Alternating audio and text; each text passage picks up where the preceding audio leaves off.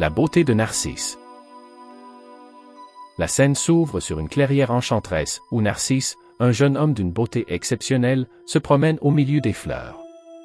Les rayons du soleil illuminent son visage, faisant briller ses cheveux dorés. « Regarde-moi » murmure-t-il, admirant son reflet dans une flaque d'eau. « Je suis vraiment magnifique. » Les nymphes du bois, émerveillées par sa beauté, le regardent avec adoration. « Narcisse, tu es le plus beau des mortels » dit l'une d'elles, en rougissant. Mais Narcisse, absorbé par sa propre image, ne les écoute pas. « Je n'ai besoin de personne d'autre » répond-il avec arrogance, se concentrant sur son reflet. Au loin, Écho, une nymphe qui a été maudite et ne peut répéter que les derniers mots qu'elle entend, l'observe avec une tristesse grandissante. « Regarde-moi » murmure-t-elle, espérant qu'il la remarquera. Mais Narcisse ne relève même pas la tête, trop occupé à admirer son propre reflet. La scène se termine alors que Narcisse, fasciné par sa beauté, ne peut s'empêcher de sourire. « Je suis parfait » se dit-il, ignorant les regards admiratifs et désespérés qui l'entourent. Les nymphes échangent des regards inquiets, se demandant si sa vanité le conduira à sa perte. L'admiration des nymphes. Narcisse continue d'admirer son reflet dans l'eau, ignorant les nymphes qui l'entourent. « Regarde la manière dont la lumière joue sur ma peau » dit-il en se tournant légèrement, se délectant de sa propre image. Les nymphes, bien qu'éblouies par lui, commencent à ressentir une certaine frustration. « Nous sommes ici, Narcisse » s'écrie l'une d'elles, mais Narcisse ne les entend pas. « Je suis trop beau pour être distrait par le bruit » rétorque-t-il, un sourire confiant sur son visage. Les nymphes échangent des murmures, se demandant comment elles pourraient attirer son attention. Écho, qui est tombée amoureuse de lui en secret, se décide à agir. « Narcisse, je t'admire » répète-t-elle, espérant qu'il comprendra son affection. Mais Narcisse, toujours concentré sur lui-même, ne remarque pas son amour. « Je n'ai besoin d'aucune admiratrice » dit-il, se moquant de celle qui essaie de l'approcher. Les nymphes commencent à ressentir de la colère face à son arrogance. « Il ne mérite pas notre adoration » chuchote l'une d'elles. Mais une autre nymphe répond, « Sa beauté est un don, mais son arrogance pourrait lui coûter cher. » La scène se termine alors que Narcisse continue de se contempler, inconscient des sentiments blessés autour de lui. L'intervention d'Écho. Écho, le cœur lourd de chagrin, décide d'approcher Narcisse une fois de plus. « Narcisse, je t'admire » murmure-t-elle, répétant les mots qu'elle a entendus des autres. Lorsque Narcisse se retourne, ses yeux s'illuminent d'une lueur d'intérêt. « Qui parle » demande-t-il. Écho, tremblante d'excitation, répète encore, « Je t'admire ». Narcisse, intrigué, s'avance vers elle. « Montre-toi, créature des bois » ordonne-t-il, mais Écho, fidèle à sa malédiction, ne peut que répéter ces mots. « Montre-toi ». « Je ne suis pas un animal, mais un homme » dit Narcisse, de plus en plus frustré. « Pourquoi ne viens-tu pas m'admirer comme les autres » Écho, désemparé, tente de s'approcher, mais le désespoir la ronge. « Admire-moi » répète-t-elle, espérant qu'il comprendra son amour. Narcisse, réalisant qu'elle est liée à sa malédiction, rit. « Je ne veux pas d'une admiratrice muette » dit-il avec mépris. « Il vaut mieux que tu te caches. » Écho, le cœur brisé, se retire dans les profondeurs de la forêt, laissant Narcisse seul, mais un peu plus conscient de son égoïsme. La scène se termine sur Narcisse, seul, retournant à son reflet. « Je suis trop beau pour être distrait par une telle créature » se dit-il, ignorant l'impact de ses paroles sur Écho, qui pleure dans l'ombre. La punition de Narcisse. Alors que Narcisse continue de se moquer des nymphes et d'ignorer leurs sentiments, la déesse de la vengeance, Némésie, entend leurs pleurs et se décide à intervenir. « Ce jeune homme a besoin d'une leçon » déclare-t-elle, sa voix résonnant comme un écho de justice. Il doit comprendre la douleur qu'il inflige. Némésie se rend auprès de Narcisse, qui est toujours penché sur la flaque d'eau. « Tu es si absorbé par ta propre beauté, Narcisse » dit-elle. « Mais que se passerait-il si tu ne pouvais plus te voir » Narcisse, surpris par cette intrusion, se redresse. « Qui es-tu pour me parler ainsi » demande-t-il, son arrogance évidente. « Je suis la déesse de la vengeance » répond-elle avec calme. « Et il est temps pour toi d'apprendre l'humilité. » En un instant, elle fait disparaître son reflet de l'eau. Narcisse, choqué, se penche pour voir son image, mais il ne voit que des ondulations. Qu'est-ce qui se passe? S'exclame-t-il, une panique s'installant dans sa voix. Tu as été puni pour ta vanité, déclare Némésie. À partir de maintenant, tu ne verras que ton reflet dans le cœur des autres. Avec cela, elle disparaît, laissant Narcisse seul et désespéré. La scène se termine alors qu'il tente de retrouver son image dans l'eau, réalisant qu'il a été condamné à vivre sans pouvoir admirer son propre visage. La quête de Narcisse. Narcisse, désormais désemparé, commence à errer dans la forêt à la recherche de son reflet perdu. « Où es-tu, beauté ?» murmure-t-il, sa voix emplie de désespoir. Les nymphes, observant son errance, ressentent une certaine pitié pour lui. Il a enfin compris son erreur, chuchote l'une d'elles. Il appelle à l'aide, mais sa voix résonne dans le vide. « Je suis seul », se lamente-t-il. Chaque flaque d'eau qu'il rencontre ne lui montre que des ombres floues et indistinctes.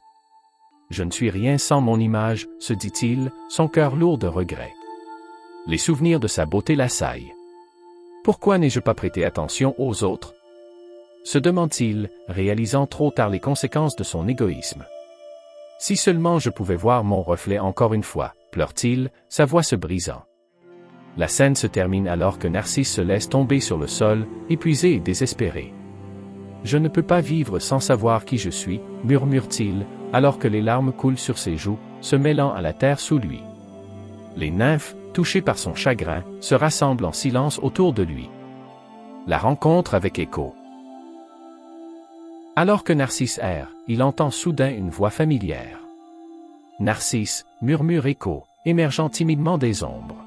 « Je suis ici. » Les yeux de Narcisse s'illuminent d'espoir. « Écho. Tu peux m'aider à retrouver mon reflet, n'est-ce pas ?» s'écrie-t-il. Mais Écho, toujours lié à sa malédiction, ne peut que répéter « Je suis ici ». Narcisse, réalisant qu'elle ne peut pas l'aider, se sent frustré. « Pourquoi es-tu si impuissante ?»« Je suis perdu. » crie-t-il, sa voix pleine d'émotion. Écho, blessé par ces paroles, répond « Je suis ici » et ses yeux se remplissent de larmes. « Je voulais juste que tu comprennes. » Narcisse, touché par son chagrin, s'approche d'elle. « Je suis désolé, Écho. Je ne pensais pas que tu ressentais cela pour moi. »« Je t'aime, Narcisse, » murmure-t-elle, sa voix tremblante. Mais Narcisse, toujours en proie à sa propre douleur, répond « Je ne peux pas aimer quelqu'un si je ne peux pas me voir. » Écho, réalisant qu'il est trop distrait par sa propre souffrance, se retire lentement. « Je suis ici » répète-t-elle une dernière fois, avant de disparaître dans la forêt. La scène se termine alors que Narcisse, seul une fois de plus, se rend compte qu'il a blessé celle qu'il aimait. « Pourquoi suis-je si égoïste ?» se demande-t-il, alors que le poids de ses actions commence à le rattraper. La transformation de Narcisse. La scène montre Narcisse, accablé par le chagrin, retournant à la flaque d'eau où il a d'abord admiré son reflet. « Peut-être que je pourrais voir mon image une dernière fois, » se dit-il, le cœur lourd. En se penchant sur l'eau, il espère voir son visage, mais à la place, il aperçoit une fleur éclatante. Les pétales dorés dansent doucement au gré du vent, et Narcisse réalise que cette fleur ressemble à lui. « Est-ce moi ?» murmure-t-il, confus. « Une fleur à la place d'un homme ?» Les larmes coulent sur ses joues, et il se rend compte que son obsession pour son propre reflet a conduit à sa transformation. Il comprend que sa beauté ne peut plus être admirée que sous la forme de cette fleur. « Je suis devenu ce que j'ai toujours admiré, » dit-il, un mélange de tristesse et de résignation dans sa voix. « Je ne peux plus vivre en tant qu'homme, mais je serai éternel sous cette forme. » La scène se termine alors que Narcisse, désormais transformé en fleur, se redresse dans le champ, sa beauté éternelle capturant l'essence de son ancien moi. Les nymphes l'observent avec respect et tristesse, sachant que sa vanité l'a conduit à cette fin tragique. L'impact de la transformation.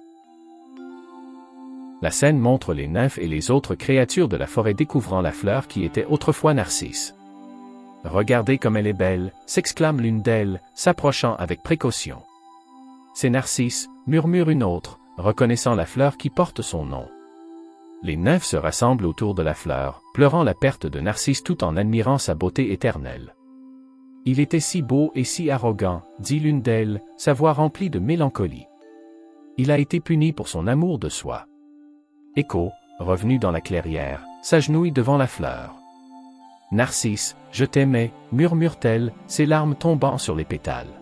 « Si seulement tu avais vu au-delà de ton reflet. » La fleur, dans un souffle léger, semble réagir à sa présence, comme si elle entendait ses mots.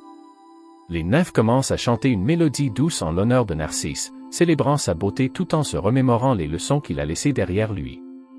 Que sa mémoire vive à jamais dans cette fleur, chantent-elles, unissant leurs voix dans un élan de tristesse et d'admiration. La scène se termine alors que les nymphes, main dans la main, dansent autour de la fleur, célébrant la beauté de Narcisse tout en se souvenant de la leçon qu'ils ont apprise. La vanité peut mener à la solitude et à la perte. L'héritage de Narcisse. La scène montre la fleur de Narcisse, maintenant épanouie, au milieu de la clairière. Les saisons passent, et les nymphes continuent de venir admirer la fleur, qui est devenue un symbole de beauté et de vanité. « Regardez le Narcisse, il est toujours là », dit l'une d'elles, son regard admiratif. Écho, toujours présente, se rend souvent près de la fleur, se remémorant les jours passés. « Je t'aimais, Narcisse », murmure-t-elle en caressant délicatement les pétales.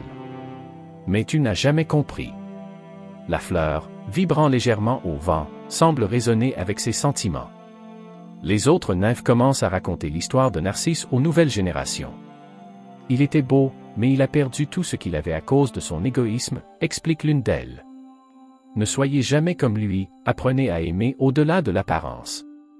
La scène se termine alors que la fleur de Narcisse continue de fleurir, représentant à la fois la beauté et les conséquences de la vanité. Les nymphes, désormais conscientes des dangers de l'égocentrisme, s'unissent pour célébrer la vie, l'amour et l'humilité, transmettant ce message à travers les âges. L'éternité de Narcisse. La scène finale montre la fleur de Narcisse s'épanouissant sous les rayons du soleil, entourée de nombreuses autres fleurs dans la clairière.